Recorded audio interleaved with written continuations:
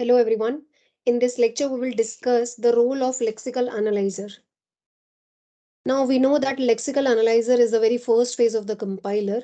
This question is very important and generally asked in your exams, so let's understand its relevance.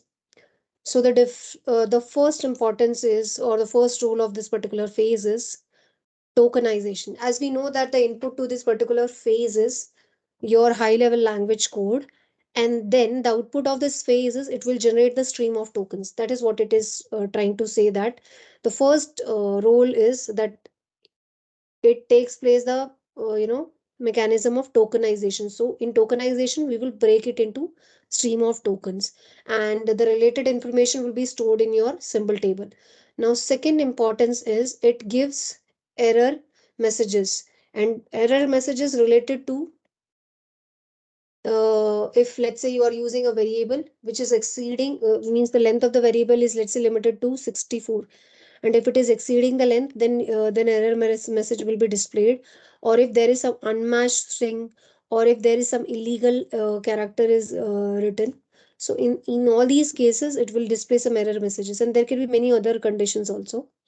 The third importance is it will eliminate the comments and white spaces, like tab, new line, blank spaces. Whatever may be the number of blank spaces you will be using between two variables, that will be totally ignored.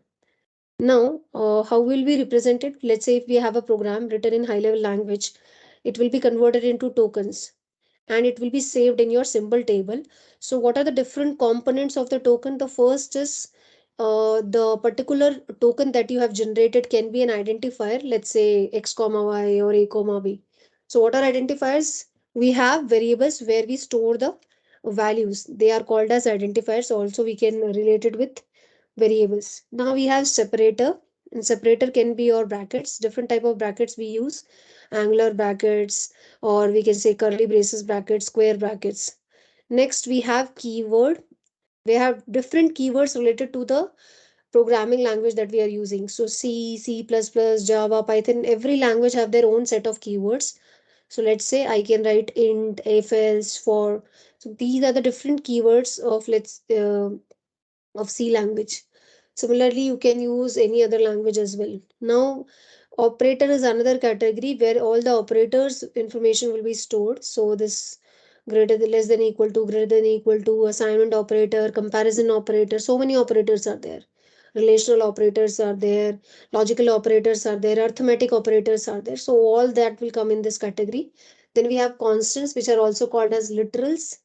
Basically they are constant values, so any constant value it will come under this. And then we have special characters, like this is ampersand, then we have dollar symbol, then we have at the rate symbol, hash symbol. So many symbols are there, uh, which comes under the special category. Now let's take this code, and what we will do with this code, we will identify what type of token it is.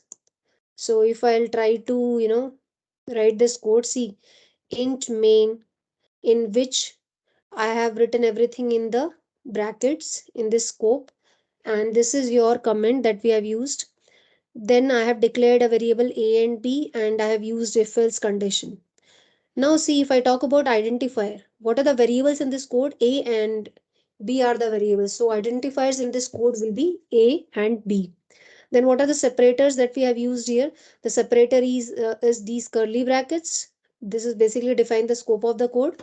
And then we are using, in if condition also we are using these brackets where we are putting the conditions. So again, this is a separator here. And also this separator will be used whenever we are using any function. So here also there is a function here, also in return is a kind of function where we are passing the parameter which will be stored in these brackets. Then we have keywords associated with the programming language. So here you can see int is representing integer, which is the part of the your code. Then we have if, else, return, and main. All these are the part of your programming language. Then if I talk about the operators, we have relation operator, less than, and we have assignment operator. This is the assignment operator that we are using. Then we are also using some constant here, that is 20 and 30, and there is no special character used in this particular code. So this is how we are going to represent a particular code into different forms of tokens, right? So this was the role of your lexical analyzer, and this is also very, very important for your exam. Don't ignore it. Till then, stay tuned. Thank you so much.